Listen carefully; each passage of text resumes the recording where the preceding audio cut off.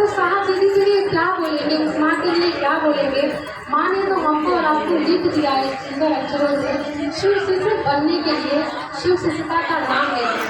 कोशिश यही करना है कि सही में हम उनके शिष्य बने, और शिष्य तब बनेंगे जब गुरु ने जो कहा है वही करेंगे। माँ के साहब ने जो कहा है उसमें हम लोग खड़े होने की कोशिश करेंगे। अभी दीदी का पूरा जीवनी बता ही रहे थे कि दीदी का जन्म 27 जुलाई को हुआ था। जब उनका जन्म होता है और सोचिए उसी दिन हम किसी ने इस माँ को नहीं समझा, लेकिन अदृश्य सताए हैं वो तो साहब दीदी को जानते ही थे। उनके घर में उनके खाट के नीचे नाम का सफोला निकला, सांपों का सफोला निकला।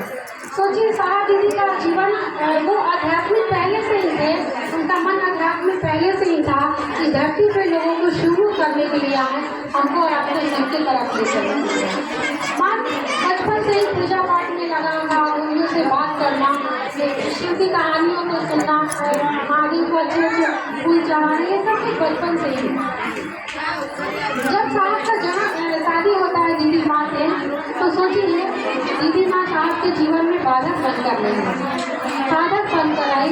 माँ ने कोई प्रश्न नहीं किया, साहब ने जैसा काम आगे पूरा सहयोग दिया इस काम को करने के लिए। साहब जब चर्चा करते थे तो माँ सबके दुखों को हरती थी, दुखों की सुनती थी गुरु भाई बहनों को, और जल्दी से उसका निर्णय बताती थी, उपाय बताती थी और लोगों का दुख कम हो जाता। जब उनसे कहा जाता था कि माँ दूसरे को दुखों को ले लेती है, तो माँ कहती थी अगर हम नहीं गुरु भाई बहन का दुख लेंगे तो वो शिव की तरफ कैसे चलेंगे। आज हम एक कदम भी शिव की तरफ चलते हैं, तो ये साहब दीदी ने हमारे जीवन में हजारों वर्षों को लिया है, दुखों को लिया है, तभी हमारा शिव की तरफ चलते हैं। माँ साहब को प्रेम से कहती थी घर में। माँ जब साहब कहते थे कि मैं महादेव क्यों कहती है, तो माँ बहुत प्यार से कहती थी आप ही में मुझे महादेव कहते हैं। देखिए हम और आपके कभी साहब को बहुत सारे भाई बहन 20 साल से शिव को भी मान के चलते हैं और किसी को जल्दी महसूस नहीं होता, लेकिन माँ कहती थी कि मुझे आप ही में महादेव कहते हैं। तो उस माँ को क्या शब्दों से नवाजिएगा जो सब चीज़ हमको और आपको देगी। चर्चाओं में भी उनके शरीर में इतनी मजबूतता थी, कभी भी वो चर्चाओं में जाती थी। ऐसे बहुत से कार्यक्रम हमको आपको सुनने को मिलेगा कि कार्यक्रम से आते समय माँ का तबीयत खराब हो जाता था, उनको डायलिसिस होता था। एक बार की ऐसी घटनाएं हैं जब रास्ते में आते समय उनका अचानक तबीयत बहुत ज़्यादा खराब हो गया और माँ को हॉस्पिटल में लेकर जाया गया। उस समय इतनी व्यवस्था नहीं थी, जगह जगह हॉस्पिटल नहीं था, और वो ये बिहार की घटनाएं हैं तो वहाँ की स्थिति तो अभी भी ऐसी है, तो सोचिए पहले कैसी है। और उनको जल्दी जल्दी में हॉस्पिटल में लेके जाया गया। आप सोचिए जिससे आप प्रेम कर लीजिएगा वो आपका साथ नहीं छोड़ेगा। आप शिव को गुरु मान के इस जीवन में सबसे सुंदर काम किए हैं, जहाँ घाटा लगने की कोई संभावना नहीं है, जहाँ आपको कोई भी नुकसान नहीं होगा, सिर्फ फायदा ही फायदा होगा। एक गुरु बहन बोल रही थी कि शिव मैं बात करती हूँ तो मज़ा आता है, मुझे बहुत अच्छा लगा। सही में मज़ा तो शिव के पास आता है, साहब दीदी के पास आता है। बाकी जगत में जाइएगा तो जगत को आपको रुलाएगा, जगत को आपको दर्द देगा। सिर्फ तो शिव के पास है, साहब दीदी के पास है।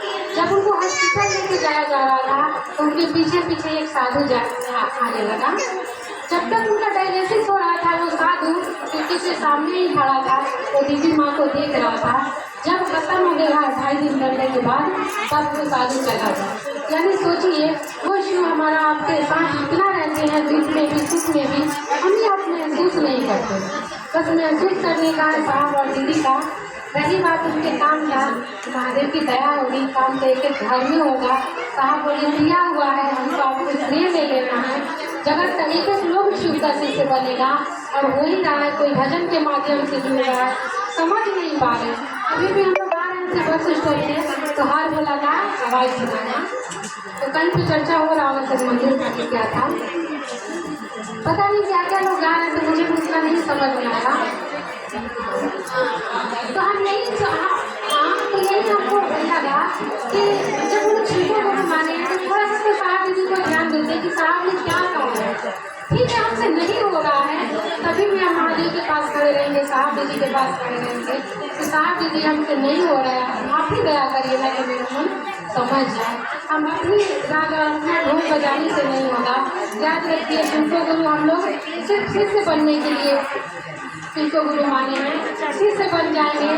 इस बगीचे का जो साहब दीदी मालिक है वो चाहते हैं कि एक फूल ऊपर खिले, शिव शिष्यता का फूल खिले।